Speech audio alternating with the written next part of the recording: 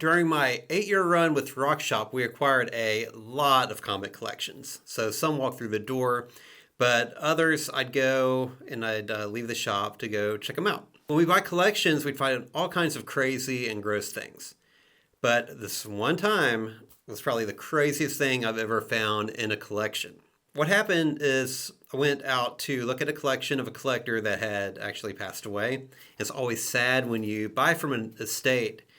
It's like really awkward. So I go over there, I go look at the collection, and it's mainly like 80s books. And it had like some 80s, early 90s. It had a lot of Vertigo, a lot of independent titles. It was clear that most of the keys had already been sold because he had like Amazing Spider-Man run from the 80s, but he was missing 298 through 300, which was the first Venom.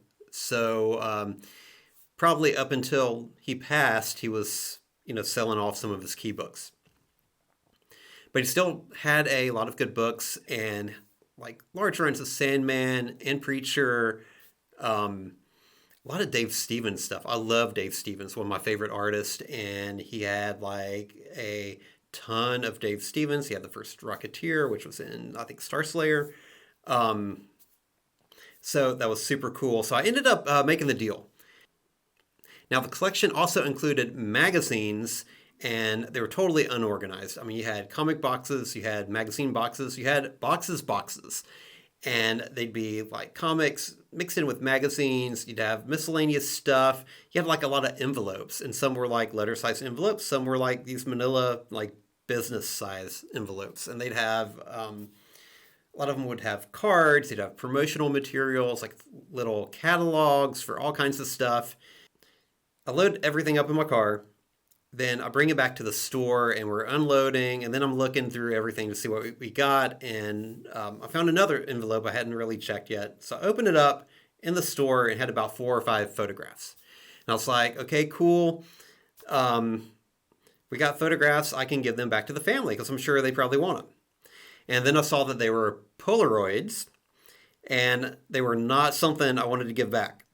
For you young ones, Polaroids were these big boxy cameras, and they would instantly develop your picture right after you took it. So you take your picture, it would spit it out, then you pull it out, and then you shake it, just like in the Outcast song. And so that's what a Polaroid picture was. So I looked at them, and they were graphic, homemade sexual pics that I guess that guy had hidden away in his comic collection. I don't know if that was like the person I met in there. I don't know if this was before. It could be, who knows who it was. But these were homemade pictures, probably from the 70s and 80s, just like looking at it.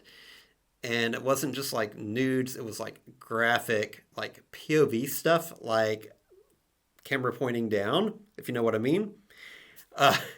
So it was just crazy. So I didn't know what to do with them. Of course I had to show like my store manager. Was like, oh my God, you got to see this. And then I kind of felt bad a little bit. So I kind of hid them in the store, but then I was like, you know what? Someone may find these.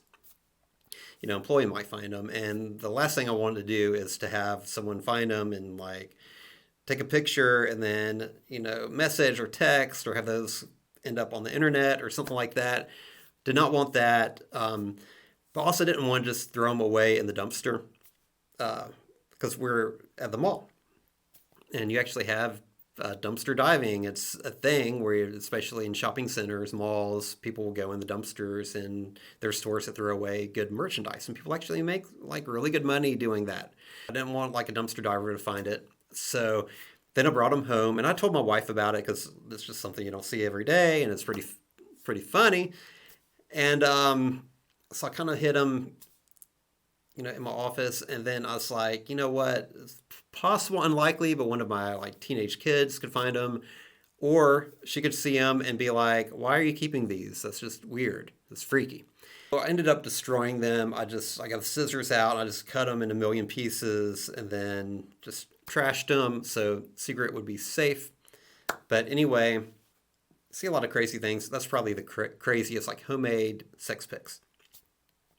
Anyway, that's the craziest thing we've ever come across in any collection. You see all kinds of weird stuff. A lot of times you want to wear, plastic gloves when you're opening these bags. It may not have been opened in 20 or 30 years, and you see like pubic hairs and stains and all kinds of nasty stuff. Uh, Dead insects. I think we may have had like a mouse carcass or something in one box. But anyway, that was like the most like wow moment for us. So if you've ever bought a collection or been through books, if because I know a lot of you that are buyers, you go out and you acquire collections too. So if you've had anything crazy like that, I want to hear about them in your comments. So leave a comment. If you like this video, click the like button. And if you want to see more, go ahead and smash that subscribe button, and you'll be updated with all our new videos that we release weekly and multiple times a week. All right, so that's it, and I'll see you next time.